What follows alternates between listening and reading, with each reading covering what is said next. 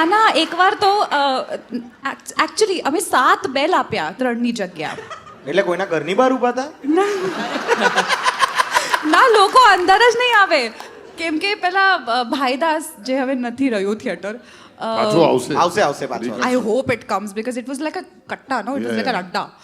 તો એમ હતું કે એમના ટિકિટમાં પેલું પરફોરેટેડ લાઈનની આગળ કૂપન હોય ને ખાવાનું, એમાં બટાટા વડા ને ચટણી એમ લખ્યું હતું એમાં.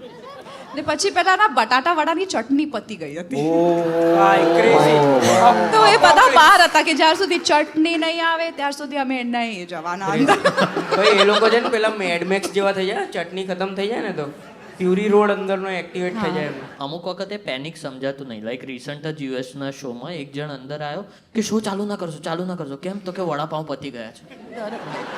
મેં મારા વિઝા કેટેગરીમાં એ લખાયેલું કે હું વડાપાઉં ઠસાવા જઈ રહ્યો છું અહીંયા લોકો. અને food is very important though. તમે તો પ્લે શરૂ કરો છો એટલે તમને ખબર હશે કે જ્યારે અમુક અંકલ લેટ આવે, જે પેલા એક્સ્ટ્રા પાઉંવાળા અંકલ હોય ને, કે પાઉંભાજી સાથે એક પ્લેટ હજી પાઉં, એ આપણે ચાલુ મસ્ત તમે પ્લે શરૂ કરતા હોય, વોર્મ કરતા ઓડિયન્સને, કે મોટો મેઇન ડાયલોગ હોય એમાં જે છે ને આમ સ્ટેજની આગળથી અવાજ આખા પાસ થાય. I have heard people snore. એટલે હું આમ બહુ આમ ઇમોશનલ કઈ આમ કહેતી. ના, પેલો સ્ટ્રોમાં સુઈ બેસીને ગયા હોય ને. સુઈ ગયા. નસખોરા બોલે. મસ્તી I know the word. Wow, I'm A proud of કેરીનો myself. રસ ને પેલું ખાધું પૂરી ને હોય ને, બધું ખાઈને. એસીનો એ થાય જ ફ્લો, છે. હા. બધું સામટું કિકિન થાય ને એટલે તેમાં પછી છેલ્લે ફીડબેક આ જ આવે. આવું એક થયેલું. હું ને ઓમ છે ને એક વેડિંગમાં પરફોર્મ કરવા ગયેલા.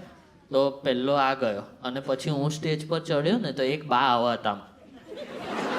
તો મેં કીધું આ ડોઈ માર નાખી કોઈ નહીં. પછી ખબર પડી કે એમનો સુવાનો સમય થઈ ગયેલો ને એમનો સ્લીપિંગ પોસ્ચર હતો. પણ ભાઈ એવું જ લાગે કે ગયા.